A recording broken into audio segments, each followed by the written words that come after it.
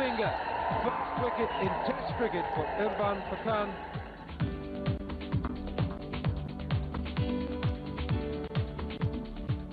દર્શક મિત્રો, આપણે આજે એક એવા વ્યક્તિત્વને મળવા જઈ રહ્યા છીએ જેમણે ક્રિકેટના મેદાનમાં ખૂબ સારું પ્રદર્શન કરીને ગુજરાતનું ગૌરવ વધાર્યું છે, વડોદરા શહેરનું ગૌરવ વધાર્યું છે. આપણે વાત કરી રહ્યા છીએ ઇરફાન પઠાણની. ઇરફાન પઠાણ શબ્દ આપ્યા પછી વધારે પરિચય આપવા માટે સમય નથી બગાડતો. એમની સાથે વાતચીતનો દોર આગળ વધારું છું. ઇરફાન વીટીવીની આ ખાસ મુલાકાતમાં આપનું સ્વાગત કરું છું. ઇરફાન પઠાણ ઓલરાઉન્ડર છે. ક્રિકેટમાં જ્યારે પ્રવેશ કરે છે ત્યારે તરખાટ મચાવે છે, બધું બરાબર છે. આજે ઇન્ટરવ્યૂ કરવા મારે આવવું પડે છે એ સ્થિતિમાં છો તમે. પરંતુ ઇરફાન જ્યારે નાના હોય છે, એ ઇરફાનની જે શરૂઆત છે, ક્રિકેટ સાથેનો જે નાતો છે, એ કઈ રીતે જોડાયો હતો? ક્રિકેટ રમવાનો શોખ હતો પહેલાથી જ. બંને ભાઈઓને, હું અને મારો ભાઈ યુસુફભાઈ, બંનેને જે લોકોને ખબર છે કે અમે લોકો મસ્જિદમાં રહેતા હતા, તો મસ્જિદમાં તમે ક્રિકેટ ના રમી ના શકાય, કારણ કે લોકો ત્યાં નમાઝ પડવા જાય અને ઇટ્સ એ સેક્રેડ પ્લેસ. તો જ્યારે તમે ત્યાં ક્રિકેટ રમો તો લોકો તમને તમારા માટે સારું નથી, કારણ કે પપ્પા કામ કરતા હતા ત્યાં. તો પછી ત્યાંથી અમે લોકો બરોડા સ્પોર્ટ્સ કરીને એક ક્લબ છે તેમાં જોડાયા હતા. ત્યાં બધા મહેંદી શેખ, બશીર શેખ, રશીદ પટેલ, મંગલા બાબર કરીને મેડમ હતી ત્યાં, જે ઇન્ડિયા માટે રમી ચૂક્યા છે, એ પણ અમારા ક્લબના જ હતા. ત્યાં અમે જોડાયા ને ત્યારથી ક્રિકેટનું. ઇરફાન, એક પદ્ધતિસરની તમે તાલીમ મેળવો છો, પરંતુ ફરી તમારો જે જવાબ છે એના થોડાક મારે બેકગ્રાઉન્ડમાં જવું છે. મસ્જિદમાં રહેવું એ ખરેખર ખુદ નસીબની વાત છે. ફાધર ત્યાં હતા, પરંતુ એ જે જગ્યા હતી, એટલે લોકોની દ્રષ્ટિએ જે ગરીબાઈની વાત કરીએ તો કેવા દિવસો હતા? આમ લોકો જ્યારે અમારું નામ લે કે ઇરફાન પઠાણ અને યુસુફ પઠાણ ગરીબાઈથી ઉપર આવ્યા છે, અને તો હું સાંભળું, હું કશું રિએક્ટ કરતો નથી, કારણ કે જ્યારે ગમે તે સિચ્યુએશનમાં તમે હો, હમણાં પણ જો હું સિચ્યુએશનમાં છું તો મારા માટે શું જરૂરી છે કે ભાઈ મારા જેબમાં કે મારા પોકેટમાં જેટલા પૈસા એટલા જ જરૂર છે. મને વધારે તો કંઈ લઈને એના ઉપર હું ઊંઘતો નથી, કે પૈસા લઈને ઊંઘતો નથી બિસ્તરમાં. જેટલા છે એટલા છે, જેટલે તમને જરૂર છે એટલા જ પૈસાની તમને જરૂર છે. તો ત્યારે પણ જ્યારે અમે લોકો ગરીબાઈની વાત કરે ત્યારે પણ અમે લોકો બહુ ખુશ હતા, કારણ કે જે એમાં કોઈ દિવસ ના પેરેન્ટ્સે કોઈ દિવસે કમ્પ્લેન કરવા નહીં આપી. અને એ તો ખુશનસીબીની વાત છે, કારણ કે તમે મસ્જિદમાં રહો, એવી જગ્યાએ રહો જે બહુ પ્યોર પ્લેસ છે. અને કારણ કે પપ્પા ફેક્ટરીમાં પણ કામ કરતા હતા. સારાભાઈ કરીને એક ફેક્ટરી હતી, સારાભાઈ એમ કેમિકલ, ત્યાં બે જગ્યાએ પપ્પા કામ કરતા હતા. મહેનત ખૂબ કરી છે પપ્પાએ, પણ કોઈ દિવસ કોઈ તકલીફ નથી, કારણ કે અમે લોકો વધારે એક્સપેક્ટ પણ નહોતા કરતા. દિવસમાં ₹1.50 આગળ મળતા હતા, જે પોકેટ મની કહેવાય, તે અમારા માટે બહુ હતા, કારણ કે અમારી ઈચ્છાઓ પણ વધારે નથી અને કોઈ દિવસ ખોટી ઈચ્છા પણ જાહેર નહીં કરી. તો એમાં અમે લોકોએ કોઈ દિવસ કમ્પ્લેન નહીં કરી. આજે પણ જ્યારે પાછળ જોઉં છું તો કોઈ દિવસ એવું નહીં લાગ્યું કે હાર્ડ દિવસો હતા. હા, ઓબ્વિયસલી જ્યારે ફેસિલિટીઝ આજે જોઈએ કે ભાઈ ગાડી છે ને ઘર છે ને બધું, પણ એ તો હવે કારણ કે એ ઉપરવાળાએ રાખ્યું છે તો ટેવ પડી છે. ઇરફાન માટે ગાડી મહત્વની નથી, ઇરફાન માટે ક્રિકેટ ખૂબ અગત્યની વસ્તુ છે. એબ્સોલ્યુટલી. અને ફેમિલી. ક્રિકેટની વાત, ગાડીની વાત નીકળી છે, તો સાયકલ ઉપર જ્યારે બંને ભાઈઓ તમે કોચિંગ માટે જાઓ છો, એ દિવસો કેવા હતા? જ્યારે અમે લોકો સાયકલ માટે જતા હતા એમાં અમારી ફાઇટ બહુ થતી હતી, મારી અને મારા ભાઈની, કારણ કે વધારે એક સાયકલ હતી અને બે માણસો હોય ત્યારે ટર્ન બાય ટર્ન ચાલવાનું હોય. બીજી સાયકલ લેવી પોસાય એવી નહોતી એ વખતે શરૂમાં. પછી ધીરે ધીરે પપ્પાએ જે રીતે પપ્પાને લાગ્યું કે ભાઈ હવે આ લોકોને વધારે જરૂર છે, કિડ બેગ મોટી હોય છે, થોડું મુશ્કેલ હોય છે, તો પપ્પાએ જેમ તેમ કરીને બે સાયકલો પણ અપાઈ હતી, પણ એ થોડા વર્ષો પછી. પણ જ્યારે શરૂમાં એક સાયકલ હતી ત્યારે આમ મજા આવતી હતી, કારણ કે ફાઇટ પણ થતી હતી, કારણ કે ભાઈ મોટો છે તો હવે ભાઈ કહે નહીં તું જ સાયકલ ચલાવ, તો હું વધારે સાયકલ ચલાવતો હતો. ભાઈ આમ પાછળ આરામથી બેસીને કિડબેગ સંભાળે. તો એ દિવસો પણ સારા હતા, બહુ સરસ દિવસો હતા, મજા આવતી હતી, કારણ કે ખુલ્લા આસમાનને નીચે અમે લોકો જતા હતા, કારણ કે સાયકલ ઉપર કોઈ છત હોતી નથી, તો આમ મજા આવતી હતી. અને એ દિવસો પણ કોઈ દિવસ પણ ભૂલતા નથી અમે, કારણ કે એ દિવસો ભૂલાય નહીં. બિલકુલ. ત્યારે ક્યાંક અંદર ખાને એવું હતું કે એક ઇન્ડિયન ક્રિકેટ ટીમનો તમે એક ભાગ હશો, ત્યારે એવી કલ્પના હતી? એકચ્યુઅલી આ જે ડ્રીમ છે એ વધતી ગઈ. એ રિયાલિટીમાં બનતી ગઈ ધીરે ધીરે. એક ડ્રીમ હતું જ્યારે ક્રિકેટ રમવાનું સ્ટાર્ટ કર્યું ત્યારે હતું કે શોખથી રમી રહ્યા છે. મમ્મીને એવું હતું કે ભાઈ આ લોકો બગડી ના જાય, કારણ કે મસ્જિદમાં રમતા અટકાય તો લોકો બહાર જતા હતા અમે લોકો રમવા, તો બહારથી મમ્મી ડરતી હતી કે ભાઈ આ લોકો મસ્જિદથી છોડીને બહાર રમવા જાય છે તો કંઈ બગડી ના જાય. તો સ્પોર્ટ્સ ક્લબમાં નાખ્યા. સ્પોર્ટ્સ ક્લબમાં જ્યારે અમે લોકો રમવાનું સ્ટાર્ટ કર્યું ત્યારે શોખ હતું, એટલું શોખ હતું કે અમે લોકો કરતાં વહેલા જતા હતા અને લોકો નીકળી જાય પછી જઈએ અમે લોકો, તો સૌથી છેલ્લા નીકળીએ. મજા આવતી હતી અમ લોકોને. ધીરે ધીરે પછી શોખ એવો થયો કે ભાઈ કે ના ઇન્ડિયા રમવું છે. અંડર 14 જ્યારે બરોડાની ટીમમાં સિલેક્ટ થયા બંને ભાઈઓ, પછી ઇન્ડિયા અંડર 15માં સિલેક્ટ થયું, ત્યારે એ ડ્રીમ ધીરે ધીરે રિયાલિટીમાં બનતી ગઈ. તો એને ટાઈમ લાગ્યો. એવું નહોતું કે 10 વર્ષની ઉંમરમાં જ અમે વિચાર્યું જ હતું કે ઇન્ડિયા રમીશું. પહેલા શોખથી સ્ટાર્ટ થયું. ઇરફાન, અંડર 14માં સ્થાન મળે છે, પરંતુ જે વચ્ચેનો તબક્કો છે, ઘણા બધા છોકરાઓ જતા હશે કોચિંગ માટે, ક્યાંક ફેશનથી જતા હશે, ફેમિલી એના પેરેન્ટ્સની ઈચ્છા હશે કે આપણે મોકલીએ, પરંતુ ઇરફાન અને યુસુફ બંનેમાં કશુંક છે, ક્રિકેટ ટીમનો ભાગ બની શકે છે, એવું કોને પહેલી વાર લાગ્યું હતું, કયા કોચને? એ અમારા બશીર શેખ કરીને હતા અને રશીદ પટેલ, એ ઇન્ડિયા રમી ચૂક્યા છે. એ બંને ખાસ મારા પપ્પાને કહેતા હતા કે બશીર શેખ હમણાં દુનિયામાં નથી, એ હોત તો એ હમણાં બહુ ખુશ થાત. મહેંદી શેખના ખાસ ફ્રેન્ડ અને બંને કોચ હતા. તો એમને લાગ્યું કે ભાઈ આ બંને છોકરામાં દમ છે અને છોકરાઓ ઇન્ડિયા માટે રમી શકે છે, આગળ સારું ક્રિકેટ રમી શકે છે. તો પહેલાં તો એમ હતું કે રણજી ટ્રોફી રમે. તો એ પપ્પાને દરેક વખતે કહે કે આ લોકોને સપોર્ટ કરો, આ લોકોને આવવા દો, આ લોકો ખૂબ મહેનત કરે છે અને ટેલેન્ટેડ છે. અને એ લોકોને પહેલાં ઉમ્મીદ હતી કે પહેલાં યુસુફભાઈ રમશે પછી હું રમીશ, કારણ કે યુસુફભાઈનું જે ટેલેન્ટ હતું એ લોકોને દેખાઈને આવતું હતું, કારણ કે જે રીતે શોટ રમતા હતા અને જે રીતે રમે. તો બશીર શેખ જે હતા એમને બહુ રિસ્પેક્ટેડ પર્સનાલિટી હતા, કારણ કે એસોસિએશનમાં પણ જ્યારે જતા હતા તો ચાહે કિરણ મોરે હોય, અંશુમન ગાયકવાડ હોય, બધા એ લોકોની એ કોચ એ માણસને રિસ્પેક્ટ કરતા હતા, કારણ કે એવા ક્રિકેટર હતા પહેલાના જમાનામાં. તો એમણે એકચ્યુઅલી પહેલાં પપ્પાને કીધું હતું. જી, ઇરફાનમાં અને યુસુફમાં બંનેમાં એક ટેલેન્ટ છે. તમારી પ્રથમ વાત આવે છે, તમારું જે સિલેક્શન થાય છે ઇન્ડિયન ક્રિકેટ ટીમમાં, એ જ્યારે ફોન આવે છે તમને ખબર પડે છે, તો એક ક્ષણ, શબ્દોમાં કદાચ અઘરું હશે વર્ણન કરવું, પણ ઇરફાન એક ક્ષણ કેવી હતી? મને યાદ છે, હું એકચ્યુઅલી ત્યારે અમે લોકો જૂના ઘરમાં જ રહેતા હતા, મસ્જિદમાં જ રહેતા હતા. ત્યારે મને યાદ છે કે એલેમ્બિક ગ્રાઉન્ડ પર રણજી ટ્રોફીની મેચ ચાલતી હતી આંધ્રપ્રદેશની અગેન્સ્ટ, અને બીજા દિવસે સવારે ઓબ્વિયસલી વહેલા ઉઠવાનું, અને સિલેક્શન થયું 11 સાડા 11ની વચ્ચે ન્યૂઝ આવ્યું હતું. ન્યૂઝમાંથી સમાચારમાંથી કોઈએ ફોન કર્યો હતો, સમાચારવાળાએ, કે ભાઈ તમારો છોકરો સિલેક્ટ થઈ ગયો. હું રાહ જોઈને હું ઊંઘવાનો જ તૈયારીમાં હતો. તો જે રીતે મારી આંખ ખોલી, ખબર પડી, ફોન આવ્યો, સિલેક્ટ થયો, લોકોએ ફટાકા બહાર અવાજ આવ્યા મસ્જિદની બહાર, લોકો એકઠા થઈ ગયા, લોકો એકઠા થઈ ગયા, મીડિયા પહોંચી ગઈ. હું ગયો મસ્જિદમાં, શુક્ર અદા કર્યો ઉપર કે ભાઈ નામ આવ્યો. મમ્મી જોડે, પપ્પા જોડે, બધા જોડે, ભાઈ જોડે ખુશીઓ તમે વ્યક્ત કરી અને પછી ઊંઘી ગયો, કારણ કે બધા બહાર પણ બધાને મળીને ઊંઘી ગયો, કારણ કે સવારે મારે 6:30 વાગે ઉઠવાનું હતું, મેચ હતી એટલા માટે.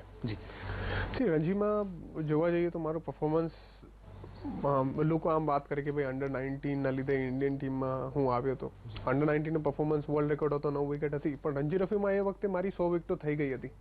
જ્યારે હું સિલેક્ટ થયો એના પહેલાં મારી 90+ વિકેટો રણજી ટ્રોફી અને દિલીપ ટ્રોફીમાં મળીને થઈ હતી. હું 2 વર્ષ લગભગ દિલીપ ટ્રોફીમાં હાઈએસ્ટ વિકેટ ટેકર હતો એ ટાણે. તો એમાં એ વખતે એના પરફોર્મન્સના લીધે જ મારું ટીમમાં જે નામ ચાલતું હતું. અને પછી ઓન ટોપ ઓફ દેટ જ્યારે હું અંડર 19 રમવા ગયો પાકિસ્તાન, બાંગ્લાદેશ સામે જે 9 વિકેટ લીધી, રેકોર્ડ થયો, એના લીધે પછી વધારે નામ થયું અને સિલેક્શન થયું. સૌથી વધારે વિકેટનો રેકોર્ડ હતો. બિલકુલ. તમે જ્યારે બોલિંગ કરો છો શરૂઆતમાં, ત્યારે કોઈ ક્રિકેટરને ધ્યાનમાં રાખીને અથવા આદર્શ માનીને કશું પ્રેક્ટિસ કરતા હતા શરૂઆતમાં? શરૂઆતમાં જ થી મને વસીમ અકરમનો બહુ શોખ હતો કે ભાઈ Wasim Akram left arm fast bowler હતો અને સી સ્ટીલ માય આઇડલ. મતલબ મારો હમણાં પણ હું એને બહુ માનું છું, કારણ કે એ જે રીતે બોલર હતો એ આખી દુનિયા જાણે છે કે how talented he was, how even Ravi Shastri પણ, મેં અમુક વિડીયો જોયા છે, રવિ શાસ્ત્રી પણ કહેતો હતો કે there are cricketers like Sachin and Lara there in the world at that time, but he was the cricketer of the decade. That's what Ravi Shastri used to think. સો આ બધી તમે જાણો વસ્તુઓ દવે અને જે રીતે બોલિંગ કરતા હતા એ મને બહુ ફેસિનેટ કરતા હતા. તો જ્યારે હું અમુક વાર પ્રેક્ટિસમાં એમની કોપી કરું પણ બોલિંગ તો હું પોતાનું જેવું જ કરવાની કોશિશ કરું, પણ એ મને બહુ ગમતા હતા. તમારું સિલેક્શન થાય છે ઓસ્ટ્રેલિયનની જે ટૂર હતી ઓસ્ટ્રેલિયા સામેની, તો એ પ્રથમ મેચનો કેવો અનુભવ છે?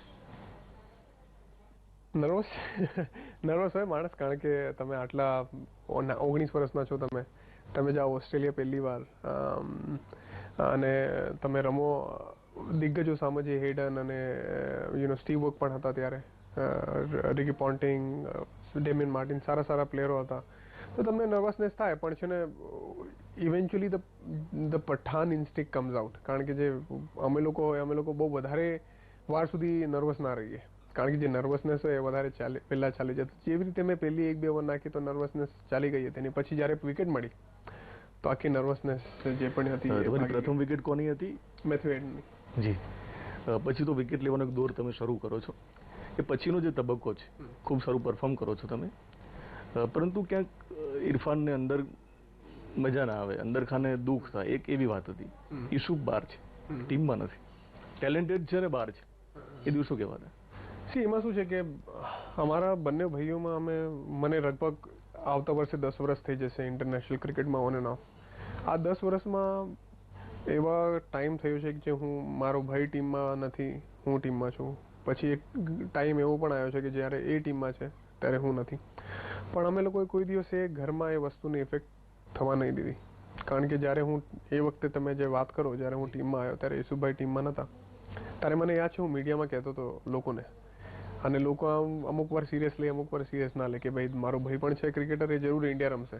હું એ કોન્ફિડન્સથી કહેતો હતો. જ્યારે એણે રણજી ટ્રોફી રમવાનું સ્ટાર્ટ જ કર્યું હતું તો લોકો આમ વિચાર કરતા હતા કે આ ભાઈ છે એટલા માટે કે છે, પણ જ્યારે લોકોએ જોયું એને એકચ્યુઅલી જે પહેલી વાર સીનમાં જોયું 2007ની વર્લ્ડ કપની ફાઇનલમાં, એ પણ એકચ્યુઅલી એક હિસ્ટ્રી જેવું જ કહેવાય કે સીધું રમ્યું નહીં રમ્યું અને સીધું વર્લ્ડ કપની મેચ ફાઇનલમાં તમે રમો છો, મેચ જીતો છો, પાકિસ્તાન સામે રમો છો, પહેલી જ ઓવરમાં તમે એ ટાઈમે વન ઓફ ધ બેસ્ટ બોલરને તમે સામે છક્કો મારો છો, હિંમતની વાત કહેવાય. અને તો એટલે કહેવાનો મતલબ એ છે કે ઇવેન્ચ્યુઅલી કે આ બધી વસ્તુ અમે કોઈ દિવસ ઇફેક્ટ નહીં કરવા દીધી. દુઃખ થાય મન, પણ એ હતું કે ભાઈ રમશે જરૂર.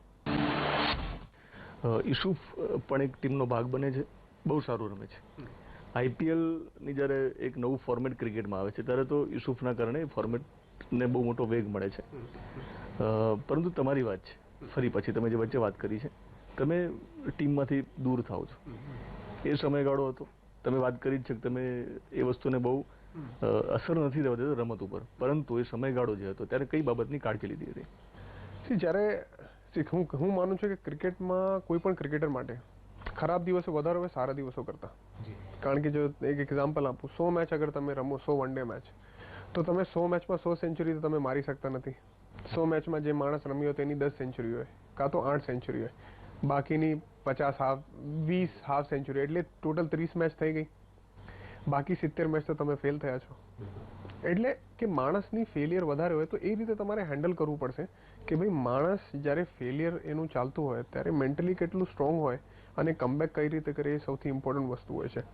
કારણ કે દરેકનું તો એવું હશે નહીં કે 15 વર્ષ તમે રમો તો 15 વર્ષ એક સાથે જ રમ્યા કરો. 19-20 ગડબડ તો થવાની છે, કારણ કે કોમ્પિટિશન એટલું છે.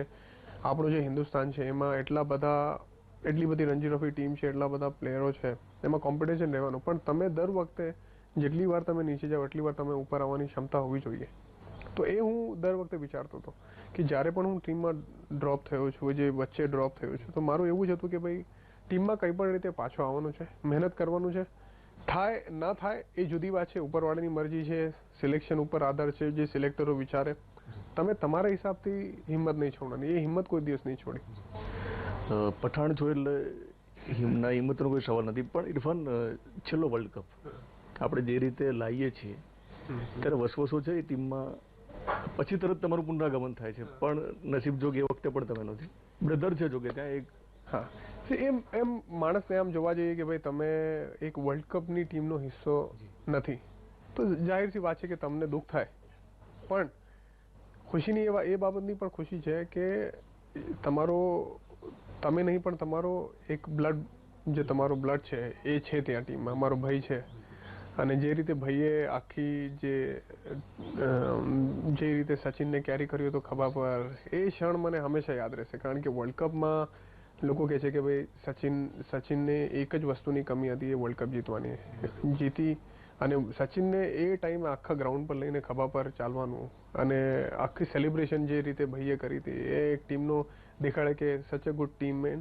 અને એ બહુ મજા આવી ગઈ હતી. કારણ કે વર્લ્ડ કપ જીતવાનું એ સપનું જે પૂરું થયું, ભલે હું નહોતો ટીમમાં, પણ જે ટીમ ઇન્ડિયા જીતી, મારો ભાઈ હતો ટીમમાં, એનાથી વધારે ખુશીની કઈ વાત. ઇરફાન જર્નલિસ્ટ તરીકે એ વખતે મેં રિપોર્ટિંગ કર્યું હતું બરોડામાં હતો, ત્યારે મેં લખ્યું હતું કે જે ઐતિહાસિક ક્ષણ છે, ઈશુપ માટે બહુ મોટી વાત છે કે ખભા ઉપર સચિનને બેસાડીને ગ્રાઉન્ડ પર ફરે છે. એટલે જ્યારે જ્યારે વાત આવશે ત્યારે ફોટો આવશે ને વિડીયો આવશે. 100%. ઇરફાન, બીસીસીઆઈની વાત નીકળી છે. અમને એક આશા અંદર ખાને હતી, જો કે તમને હશે, કે તમે જ્યારે ટીમના નહોતા ભારતીય ટીમમાં, પરંતુ તમને બીસીસીઆઈ તમને મોકલે છે ત્યાં એનસીએમાં, તો કંઈક અમને એક આશા હતી. તો બીસીસીઆઈનો કેવો સપોર્ટ હતો તમારા એ ગાળામાં? એમાં એ સપોર્ટની તો હું જે વાત ના કરું તો બહુ ખોટું કહેવાય. કારણ કે બીસીસીઆઈ મને મારી ઇન્જરીમાં સપોર્ટ તો બહુ કર્યો.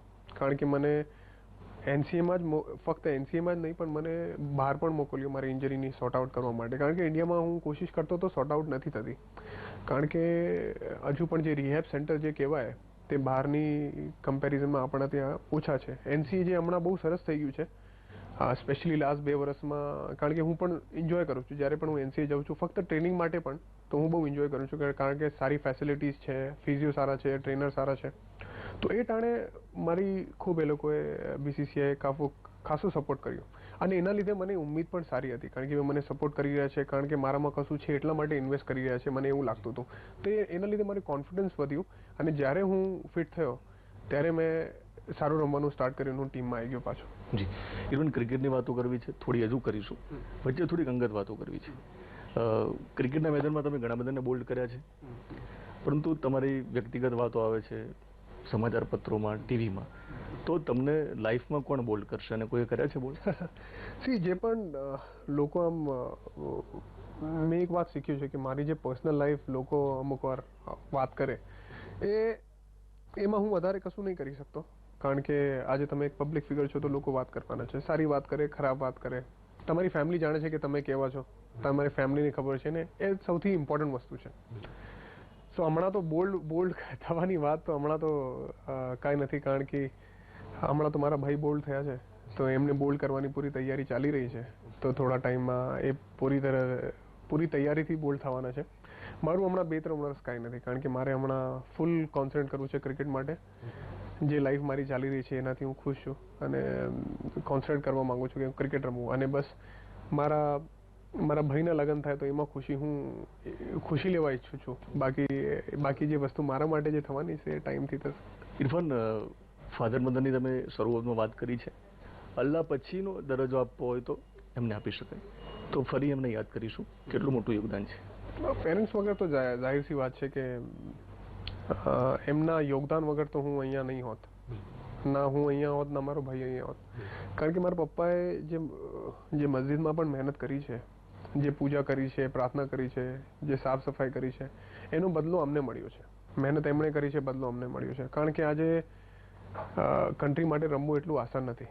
કારણ કે એટલા બધા છોકરાઓ હોય છે અને જ્યારે તમે આટલી બધી બિલિયનોની સંખ્યામાંથી 2 ભાઈઓ એક પરિવારમાંથી જ્યારે તમે આખી એક દેશને તમે રિપ્રેઝેન્ટ કરો છો, એનાથી વધારે ખુશનસીબીની વાત બીજી કાંઈ નહીં હોઈ શકે. હું નહીં માનતો કે બીજી કઈ ખુશનસીબીની વાત હોય છે. તો બંને ભાઈઓ એક જગ્યામાંથી રમ્યા, એક ઘરમાંથી રમ્યા, તો કંઈ ને કંઈ તો હશે જે રમ્યા. તો ડેફિનેટલી મારા પપ્પાની જે મહેનત છે, જે મારા પપ્પા કે ઝાડુની બરકત છે. કારણ કે મારા પપ્પા સાફ સફાઈ કરતા હતા મસ્જિદમાં. અને મારા મમ્મી જે રીતે છે ઓરતે, અમારા ત્યાં કે બહુ પાકીઝા ખાતુન છે. તો એમની દુઆઓ બહુ છે અને મારા મમ્મી પપ્પાની મહેનત અને દુઆઓના નતીજો છે જે અમે લોકોએ આ લેવલ પર પહોંચ્યા છે. ઇરફાન, મેં વાંચ્યું છે, સાંભળ્યું છે, મમ્મી ખૂબ ચિંતા કરતા. તમે સાયકલ ચલાવીને આવો, થાક્યા હોય તો કદાચ તમને થાક ઉતારવા માટેના જે મમ્મીના પ્રયત્ન હતા, તો મમ્મી પ્રયત્ન શું કરે? મમ્મીના બહુ પ્રેમથી ખવડાવે. મમ્મી અમુક વાર આવે થાકેલો હોય તો મમ્મી આમ પગને હાથ લગાડવાની કોશિશ કરે તો હું હંમેશા ના પાડું કે અમે તમારા પગ દબાવવો જોઈએ, તમે નહીં, તો હું એમના પગ દબાવું, રાધર દેન કે એ મારા કોશિશ કરે કે ના તું થાક્યો છે, તમારા બંનેના પગના અમે લોકો હાથ જ નહીં લગાવવા દઈએ, કે અમારા પગને હાથ નહીં લગાડવાનો, કારણ કે અમે તમારા પગને હાથ લગાડવા જોઈએ. અને એ કોશિશ કરે કે ભાઈ કશું જમવાનું લઈ આવે, કશું બનાવે નવું નવું. અમે લોકો જ્યારે મેચ પણ રમવા જઈએ, પ્રેક્ટિસ મેચ હોય તો એ આખો ટીમનો લંચ પણ લેવા આવે. અમુક વાર લંચ ઘરથી બનાવીને, મારા પપ્પા આવે તો કેળા લઈને આવે છોકરાઓ માટે, ફક્ત અમારા માટે જ નહીં. તો એ બધું વસ્તુ થાક આરામથી તમારી ઉતારી દે. અને અમારા માટે થાક ઉતારવા માટે બસ ઘરમાં આવી જવું ને પગ ઉપર કરો એટલે થાક ઉતરી ગયો. બિલકુલ. ઇરફાન, ફાઉન્ડેશનની વાત છે, તમારા ફાધરના નામે જે એક ચેરિટેબલ ટ્રસ્ટ છે, અલ્લાહની મહેરબાનીથી જ્યારે ઘરમાં પૈસો આવે છે તો સદુપયોગ માટે હોય છે, સ્વાભાવિક છે, તમે એમાં માનો છો. તો આપણે એ વાત એટલા માટે કરવી હતી કે કયા પ્રકારનો સમાજને આપણે ઉપયોગી બની રહ્યા છીએ ફાઉન્ડેશનથી? જો ફાઉન્ડેશનમાં હું વધારે આ બાબતમાં વાત કરતો નથી, કારણ કે મારા હિસાબથી જે પણ તમે ચેરિટી કરો, જે પણ કરો એ ગુપ્ત વયે હોવું જોઈએ, એ વધારે સારું. અને ઉપરવાળો જાણે છે એ બહુ અમારા માટે મેઇન વસ્તુ છે. પણ જે પણ હોય છે પપ્પા હેન્ડલ કરે છે, અને પપ્પાને ખુલ્લો હાથ આપ્યો છે કે ભાઈ તમે જેને પણ લાગે એ તમે એમને મદદ કરો. અને ઉપરવાળાને મહેરબાની એવી છે કે અમે લોકો એવું સારું કામ કરી રહ્યા છીએ. ઇવન ફરી ક્રિકેટની વાત કરીએ તો બંને ભાઈને સાથે જ્યારે પ્રથમવાર રમવાનું આવે છે મેદાનમાં, બંને આમને સામને છો, મીડિયા ઘણું બધું લખતું હોય છે, લખ્યું હશે, તમારા માટે એ કેવી સ્થિતિ હતી? એવું અમે લોકો કોઈ દિવસ અમે વિચારતા નથી કે સામે હોય મારી જગ્યા લે કે હું એની જગ્યા લઉં, તો એમાં અમ લોકોને કઈ વધારે ફરક નહીં પડતું. એ રીતે પણ જ્યારે બંને આમને સામને હોય છો ત્યારે એક ક્રિકેટ હોય છે, પણ એની મજાની વાત કરીએ કેટલો આનંદ હોય છે? આનંદ હોય છે, પણ પ્રેશર પણ બહુ હોય છે. કારણ કે પ્રેશર એવું હોય કે મેં 1-2 વાર ભાઈનો કેચ છોડ્યો છે IPLમાં. અને જ્યારે જે કેચ છોડ્યો છે અને પછી જ્યારે આખી ટીમ હેરાન કરે છે, બહાર પબ્લિક તો જવા દો, જે રીતે લોકો હેરાન કરે, ટીમમાં હેરાન કરે છે, એ બાપરે બાપ, એ થોડું હેન્ડલ કરવું થોડું મુશ્કેલ છે. પણ આમે સામે હોય તો મજા પણ આવે, પ્રેશર પણ હોય. એ જુદું રીતનું છે કે દર વખતે મારી ફેમિલી એ જ વિચાર કરે કે ભાઈ તમે એક સાથે IPLમાં કેમ નથી રમતા, તમે એક સાથે IPLમાં રમો. હવે ફેમિલીને પણ એક ઈચ્છા હોય કે ભાઈ સાથે રમે તો એ લોકોને ટેન્શન દૂર રહી જાય, એ લોકો જુદા જુદા હિસ્સોમાં ના બટે. પણ એ લોકોને પણ હવે આ ટેવ પડી ગઈ છે છેલ્લા 5 વર્ષથી. તો ઇટ્સ મિક્સ કે ભાઈ પ્રેશર પણ છે, મજા પણ આવે. બસ એ સિચ્યુએશન ના હોવી જોઈએ કે ભાઈ છેલ્લા ગણે હું 12-15 ઓવરમાં યુસુફભાઈને જોતા હોય અને હું બોલિંગ કરી રહ્યો, એ વખતે ખબર નહીં શું થશે, મારી ફેમિલીની હાલત મને ખબર નથી. એ પણ ફરીવાર IPLની વાત નીકળી છે તો છેલ્લી IPL સિઝનની વાત કરીએ તો ઘણા બધા વિવાદો છે, વિવાદાસ્પદ રહી છે. તો સિમ્પલી એક પ્રશ્ન એ કરીશ કે એ બાબતે તમારી શું પ્રતિક્રિયા છે? તમે એનો એક ભાગ હતા. મને કોઈ કોમેન્ટેટરે કીધું હતું કે ભાઈ પેટ ખરાબ થાય તો પણ IPLનું પ્રોબ્લેમ છે. મતલબ તમે બધી વસ્તુમાં તમે IPLને તમે બ્લેમ કરો તો સારી વસ્તુ નથી. IPLએ બહુ ઘણા ક્રિકેટરો આપ્યા છે. એ 2 મહિને હિન્દુસ્તાનનું જે બિઝનેસ હોય છે એ સખત ચાલે છે. તમે એર ફ્લાઇટથી લઈને દરેક જે 9 શહેરોમાં જે IPL થતી હોય, બિઝનેસ હોટલોથી લઈને બધું તમારું બૂમિંગ ચાલતું હોય, બિઝનેસ મળતું હોય, અને લોકોને એટલા બધા રોજી ચાલતું હોય, ગ્રાઉન્ડમેન્સ, અમ્પાયર્સ, ક્રિકેટ પ્લેયર્સ, રેફરીઝ, જે ગ્રાઉન્ડ સ્ટાફ હોય, બધાને કેટરિંગ, જેટલું નામ લો, તો આટલું બધું IPLના તરફથી તમને મળી રહ્યું છે, દેશને પણ મળી રહ્યું છે. પણ લોકો હવે આટલી મોટી વસ્તુ છે, હવે મધમાખી ક્યાં હોય જ્યાં મીઠાશ હોય ત્યાં. તો એવી વસ્તુ છે કે લોકોને ખબર છે કે IPL is one of the biggest events, sports event in the world, one of the biggest, in ટોપ 5 માં આવે છે. અને તો લોકો આમ જે રીતે વિવાદાસ્પદની વાત કરે, મને લાગતું નથી કે કોઈ પણ રીતે એને બ્લેમ કરવાની જરૂર છે. કોઈ કશું પણ થાય તો IPLને બ્લેમ, એ મારા હિસાબથી સાચી અને ખરી વસ્તુ નથી. કારણ કે ફાયદો જ થયો છે, લોકોના કરિયર બન્યા છે, લોકોની લાઈફ બની છે IPLના લીધે, અને દેશને ક્રિકેટર મળી છે. બિલકુલ. અને જ્યારે એ વસ્તુ થાય દેશનો જ ફાયદો થઈ રહ્યો છે. IPLનું ફીચર સારું છે. એબ્સોલ્યુટલી. બિલકુલ. અત્યાર સુધીનો તમારો જે દશકો તમે પૂર્ણ કર્યો છે ક્રિકેટ જગતમાં, 10 વર્ષ તમે પૂરા કર્યા છે, તો યાદગાર પ્રસંગો ઘણા બધા હશે, પણ અત્યારે જો શેર કરવો હોય તો કયો પ્રસંગ છે આજે પણ તમે નથી ભૂલ્યા? 10 વર્ષ આવતા વર્ષે થશે. 10 વર્ષ. ઓકે, આવતા વર્ષે 10 વર્ષ થશે. પણ આ 8-9 વર્ષમાં અમુક જે પ્રસંગો હતા, જે કે પહેલી વાર મને યાદ છે કે જ્યારે હું પહેલી વાર ઇન્ડિયન ટીમમાં સિલેક્ટ થયો, મને જે કેપ મળી હતી પહેલા દિવસે, જ્યારે મને હજુ પણ યાદ છે, એડલેટના ગ્રાઉન્ડ પર, એડલેટ ઓવલ પર ઊભો હતો, મને કેપ આપી જ્યારે, અને જે ઇન્ડિયાની કેપ મને મળી હતી, એવું લાગ્યું હતું કે મારા માટે બહુ ખુશનસીબીની વાત છે. પછી જ્યારે પહેલી વિકેટ મળી, પછી જ્યારે પાકિસ્તાન સામે હેટ્રિક મળી, પછી જે વર્લ્ડ કપમાં પાકિસ્તાન સામે મેન ઓફ ધ મેચ મળ્યું, અને અમે લોકો 2007માં T20 વર્લ્ડ કપ જીત્યા, એ મને હંમેશા યાદ રહેશે. અને જ્યારે પછી મેં હમણાં જે મારી જે ઇન્જરી હતી એના પછી મેં કમબેક કર્યું, કારણ કે એ મારા માટે બહુ ઇમોશનલ મુમેન્ટ હતો. કારણ કે જે રીતે મને ખબર છે કે મેં કેટલી સ્ટ્રગલ કરી છે, અને સ્ટ્રગલ પછી જે મને ઇનામ મળ્યું છે ઉપરવાળાની તરફથી, એ મને બહુ ખુશી છે. તો આ 4-5 જે મારા લાઈફમાં જે મેઇન મુમેન્ટ છે, હું કોઈ દિવસ ભૂલીશ નહીં છેલ્લા 9 વર્ષમાં જે મેં અચીવ કર્યા છે. કારણ કે એ જ્યારે પણ હું જોઉં છું એ તબક્કાને, ત્યારે મને બહુ લાગણી અનુભવું છું, કારણ કે એ ખૂબ મહેનત પછી આવ્યા છે.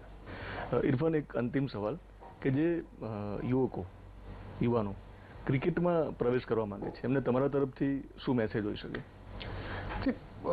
મારા તરફથી એક જ મેસેજ હશે, કારણ કે જે પણ પરિસ્થિતિ હોય, જે પણ રીઝન હોય, કેટલી પણ તકલીફો આવે, કોઈ દિવસે તમે હારીને બેસવાનું નહીં, કોઈ દિવસ પણ નહીં. કારણ કે જ્યારે પણ તમે કોઈ પરિસ્થિતિ એવી આવી કે તમને દબાવવા માંગે છે અને તમે દબી જાઓ, ત્યારે પછી તમે આગળ નહીં વધી શકો.